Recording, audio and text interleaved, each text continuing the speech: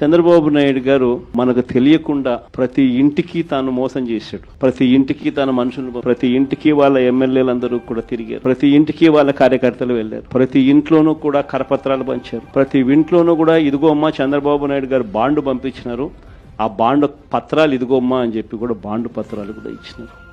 ఇంట్లో ఎవరు కనపడిన మోసం చెయ్యని సెక్షన్ అనేది లేకుండా ప్రతి ఒక్కరికి కూడా. దీనివల్ల ఏం జరిగిందంటే ఒక 10% ప్రజలు నమ్మినారు. జగన్ చేయగలిగినాడు కదా, అది కూడా ఒక రకంగా తప్పు మందేనేమో, ఎందుకంటే జగన్ చేయగలిగినాడు కదా, కాబట్టి జగన్ చేశాడు కాబట్టి చంద్రబాబు నాయుడు జగన్ చేసేటివన్నీ చేస్తానని చెప్తున్నాడు, అది కాక ఇవన్నీ చేస్తానని కూడా చెప్తా ఉన్నాడు. కాబట్టి చేస్తాడేమో, మనిషి మారినాడేమో అని చెప్పి కొద్దో గొప్ప ఒక 10% ప్రజలు ఆయన మాటలు నమ్మడం, దాంతో 50% ఇంతకు ముందు వచ్చిన ఓట్ షేర్ మంది 40% ఓట్ షేర్కు ఒక 10% ప్రజలు నమ్మి అటువైపున కొంచెం చెయ్యి అలా పోయింది.